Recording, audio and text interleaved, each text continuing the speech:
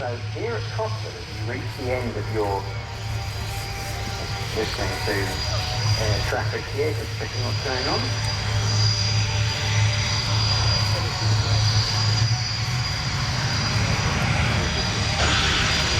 So there you are, you've done your training, you know what the Jaguars, you've been crawling all over the Jaguars in the hangar, you know what it looks like in the book, and you know your job, how you're going to check the aircraft before they're sent off on an operational sortie. So the question is, how you get those students from knowing it all in the book to actually standing out there on the flight line and actually making and the bottom line, which is making we call the Jaguar paint scheme, the celebration service Jaguar, an ACE Jaguar. You know, I can't even read my own handwriting. The celebration service of the Jaguar, which of course ended in the RAF in 2007. This aircraft is actually maybe just crank it up a bit. As I said before, if they have an opportunity to run forward, you might just as the case may be. The Spotty is being flown by Sergeant Mark Sparky Hughes. He's an RAF electrician for 22 years, and then he got this job. He says it's the most fantastic job he's had in the Air Force. On a working day, when they do the students, he gets in, wangs this thing up and down the runway each time. Once per pair of students. And the desert pink one is being flown by Mr. Paul, nicknamed Gordon Bennett. 10 years squadron work at Rise and Bruggen. He's now an examiner of the people who do this. And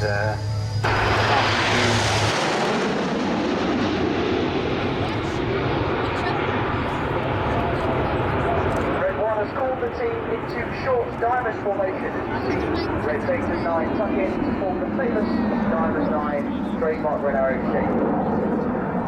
Red 1 is squadron leader Jim Turner, and it's his second year leading the team. He was a wingman with the Red Arrows from 2005 to 2007 and led the synchro pair. He's a former Jaguar weapons instructor and Jaguar display pilot. And more recently, he was working with the Royal Saudi Air Force's equivalent to the Red Arrows, where he was their official advisor.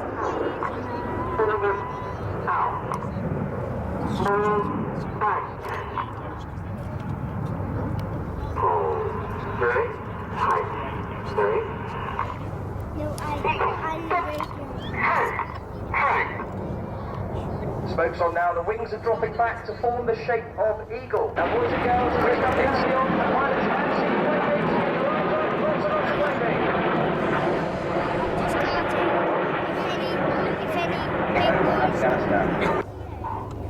The smoke goes off now, the wings have dropped back even further to form the iconic shape of Concorde. As they come left, some red, white and blue to show the very best of British. Now. This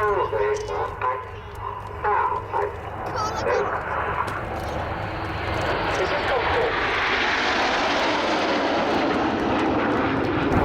Those brave men of 617 Squadron flew their 19 Lancaster bombers deep into enemy territory to carry out the raid. The 617 Squadron still operate today, flying the Tornado GR4 from RAF Cosford.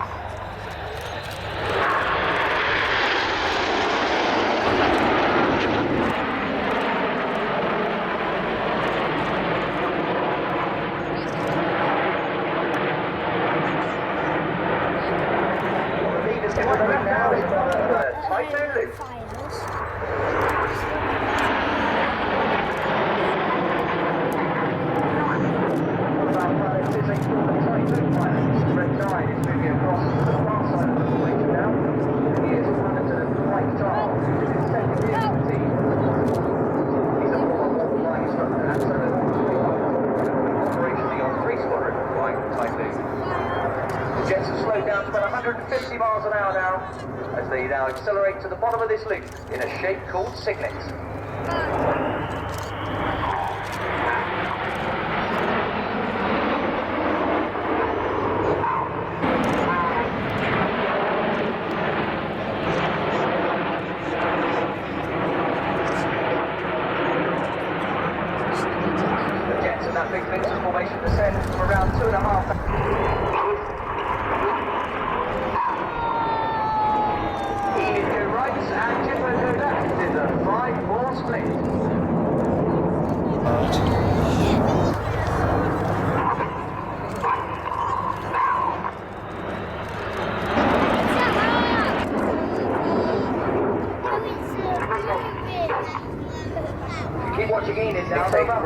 reserve squadrons.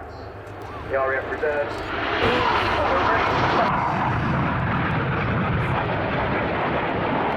He's chasing red 8. Your left for Enid.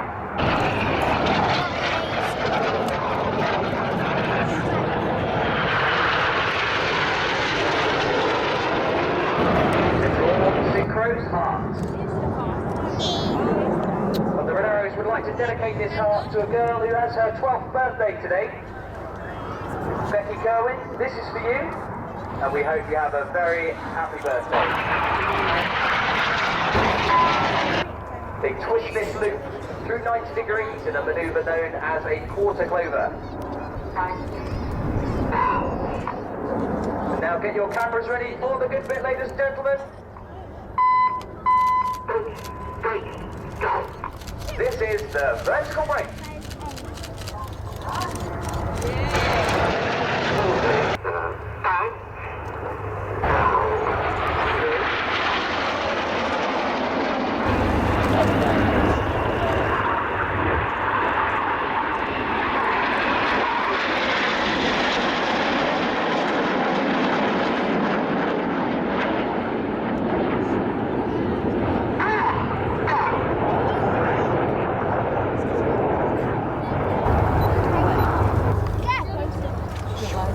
Why don't you be sick out?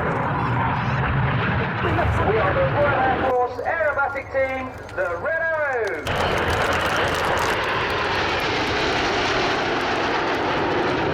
The 2013 Chinook Display Team.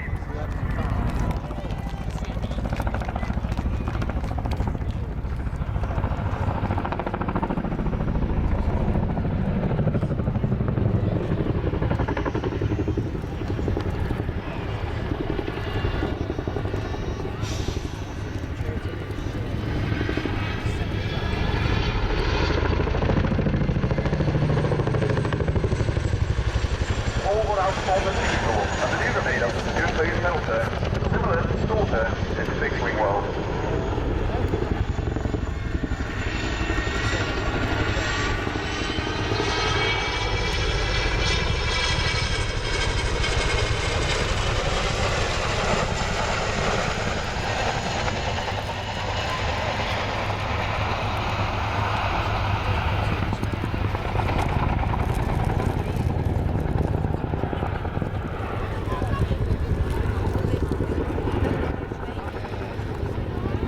It is well known that the Chinook makes an incredible sound while in flight, and this will be ably demonstrated to you while the aircraft carries out its next manoeuvre in Tawny Climb.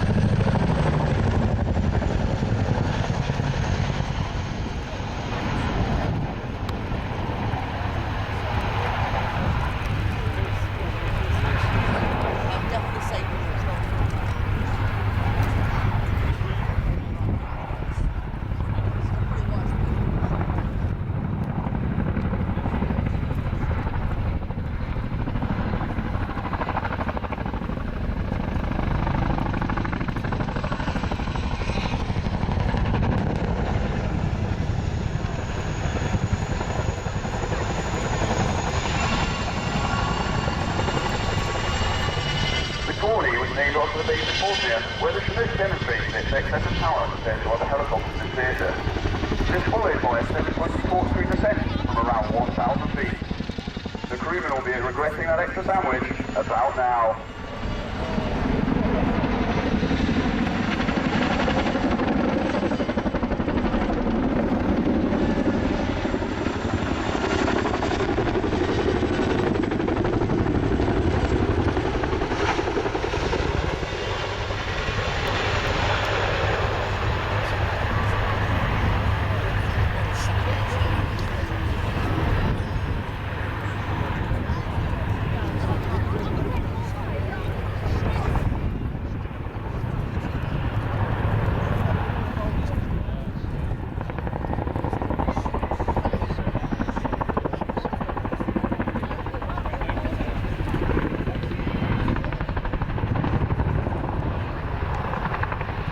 This is an opportunity for us to demonstrate the unique ability of a helicopter to fly sideways.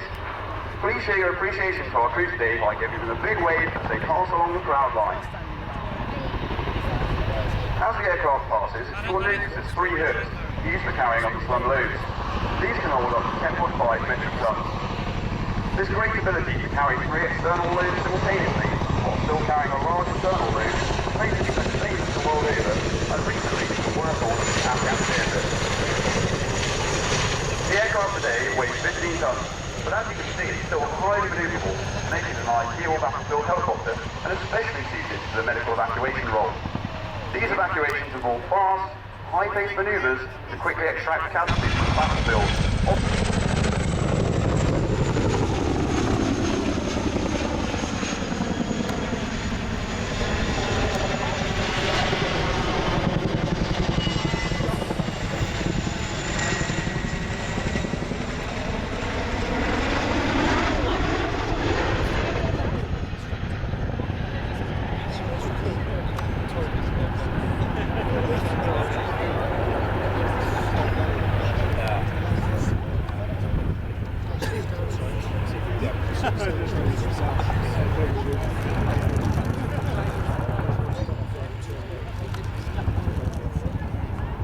Anyone familiar with theme parks amongst you will know the next manoeuvre, the roller coaster.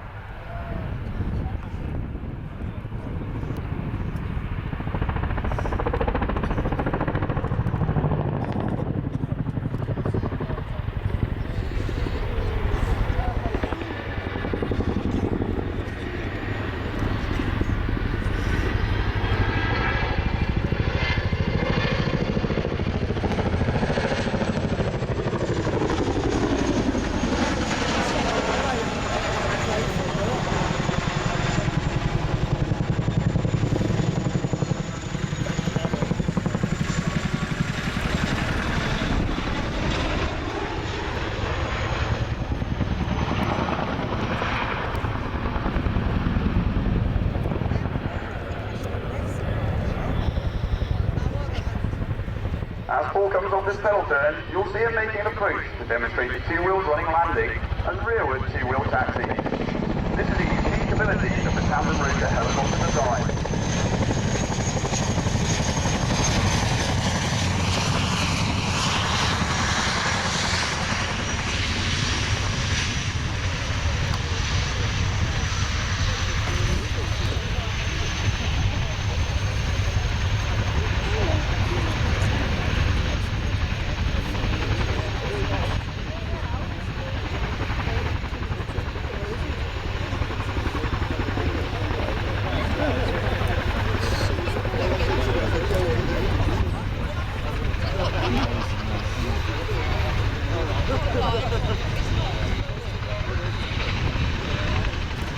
Ladies and gentlemen, boys and girls, as they bow for you now, please give a big cheer and a wave to the 2013 Chinook Display Team.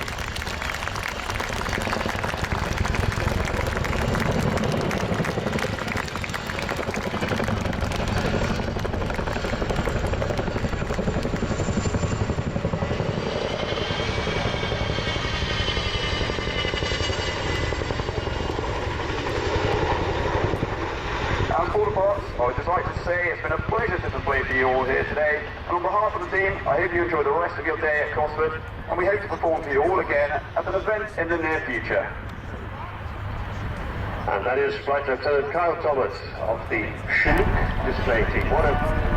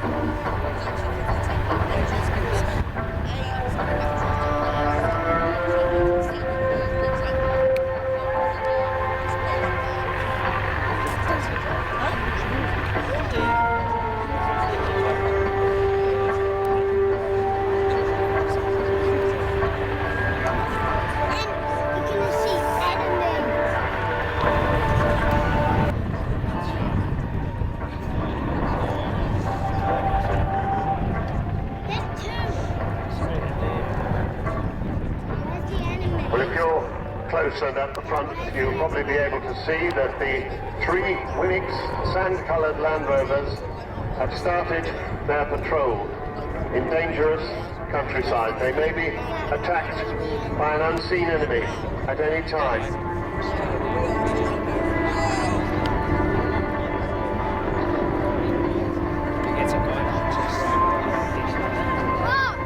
Helicopter.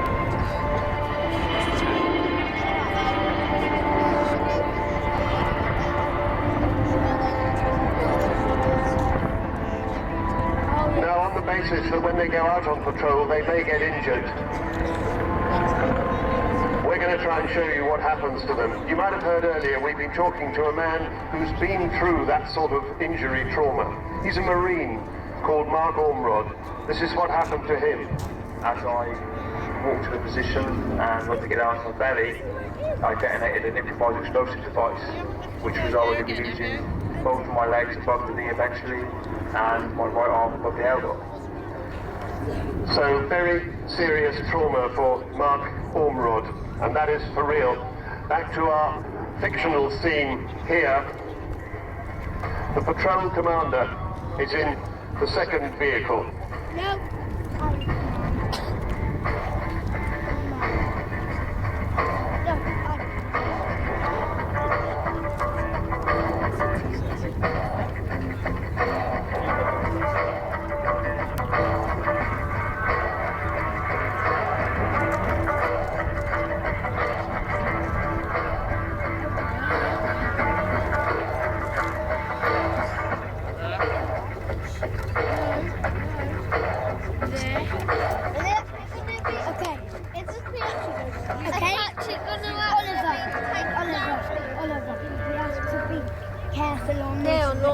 This particular type of vehicle is not used in Afghanistan anymore, but they are still in use in the British Army and could well be used in other places at any future time. And it looks as if there's been a hit. So the patrol commander, being in the second vehicle, he immediately gets on the radio and sends an initial contact report to his operations room. Hello, Zero. This is Charlie 3-4. Contact forearms. Wait out. And at that point, his operations room goes quiet. All non-vital radio traffic chatter stops as the operations room staff and other patrols in the area all wait for more news. It turns out that the commander of the lead vehicle has been hit in the chest by gunfire. Now, he's trained to do his own first aid if he's conscious, but of course as soon as possible the patrol's own combat medic will be there to take over and help him. We can hear the attack coming in. Patrol commander radios the operations room. Hello, Zero. This is Charlie 3-4. Stand by for 9-liner. Over. Zero. Roger, over. And that warns the operations room that there is a casualty. It tells them to get ready to receive the information. At the same time, it gives the patrol commander time to get the information together. This is all happening in seconds. Sierra Romeo 559-434. That gives the position. Charlie 3-4 Alpha.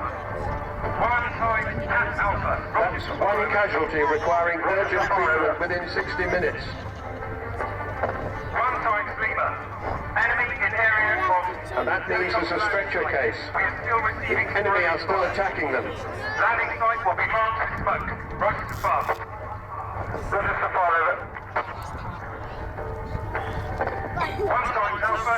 HLS in open... 1 times Alpha means the casualty is a member of the coalition forces. Helicopter landing site is open. And standing by for MISTAT, which is a medical message giving details of the person, the injury, the symptoms, the treatment. Over. Here comes the MISTAT. Stand over. Snap number. Tango Zulu 1234. That identifies who the casualty is. Casualty is unconscious and breathing is difficult. Roger to far. And almost immediately, the Chinook is launched with the Apache attack helicopter in close support. I have with me squad leader Fiona McGinn, an experienced nursing officer, staff officer in charge of this. How is it when you're going out on that helicopter? You're preparing to the kit that you're going to need based on the information that you've been given in that MISAP. We know this patient has a gunshot wound to his chest, so will he have lost a lot of blood? So we need to be preparing the blood, and will he need to be put to sleep for the journey back to the hospital? Okay, well now the helicopter has touched down, but the man who's been seriously injured, his life had just gone to pause. And this is how that affected Marine Mark Ormerod. The last thing I remember is as the Chinook landed, it obviously creates quite a soundstorm. I remember that, and stones, dust flying everywhere, and the heat from the exhaust beating down, and that was it. I passed out. The incident happened on Christmas Eve 2007, and the next time I woke up was the 28th of December. I was in RAF Cosford in Birmingham, back in the UK, just down the road. So the Mert aircraft has landed on, the Apache staying up high to protect them in the overwatch position, protecting both the Mert aircraft and the crew. The paramedics and the force protection team, they're from the RAF regiment, they all run down the ramp of the Chinook, and the protection team take up their positions around the emergency landing site. The enemy aren't done yet. They attack the Chinook, and the force protection team do their best to keep them at bay. And the Apache is always high above, ready to launch Hellfire missiles on the attackers if necessary. The Force Protection Commander searches the wounded man, and in the military phrase he sanitizes him before he's airlifted out. His weapon is unloaded. And there, they've carried him on, and the aircraft is already airborne after only 90 seconds. Now the work really starts, Fiona McGlynn. Yes, it does.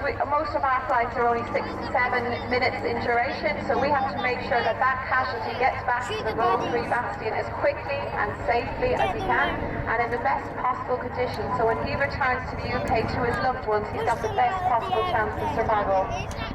Well, it must be very difficult because it's noisy and it's hot, and I mean, it's just impossible medical conditions.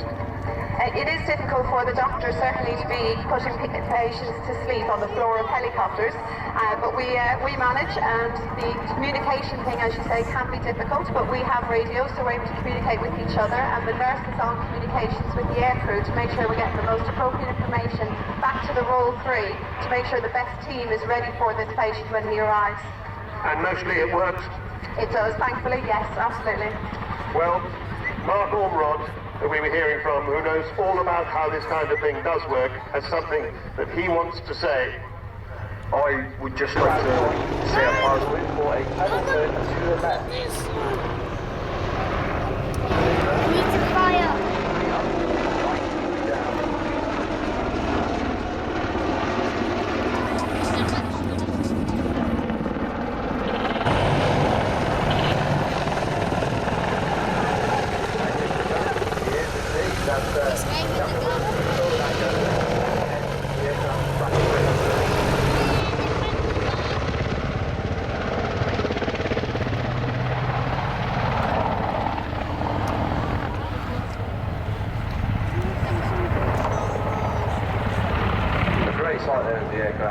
Low level and it's moving forward.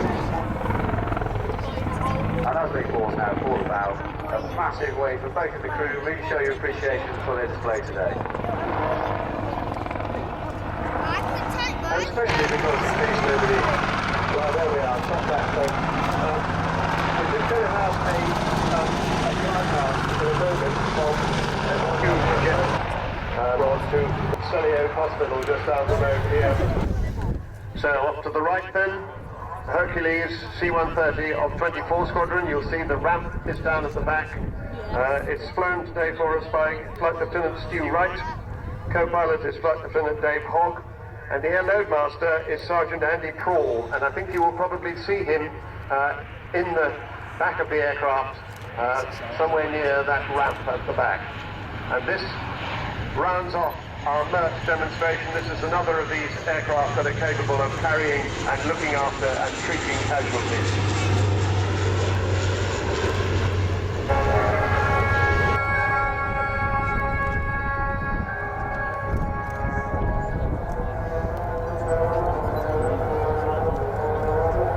I suspect that this sight just coming before us from the right is what a lot of people have come to this air show just to see.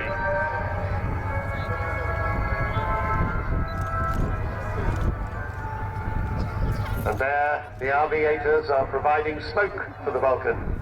She doesn't normally have smoke. An indication of how easy to handle a Vulcan is. She can go this slowly to keep position with these two little aircraft. In fact, they're making more noise than she is.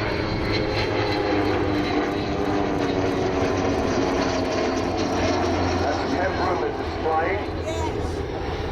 Co-captain is Bill Perrins. Third member of the crew is the air electronics officer, Phil Davis. Now they'll do a little teardrop pattern, which is a sort of horizontal wing over, if you like, to bring them back in front of us. Just here, Vulcan's Olympus engines coming on there. I think we'll hear them rather more.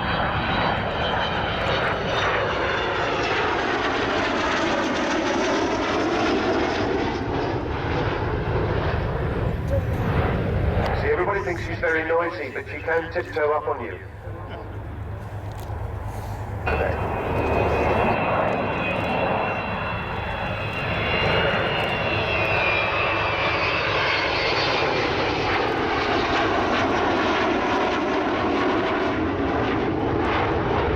Okay, doors open, and that is where she carried those 10 tons, 21,000 pounds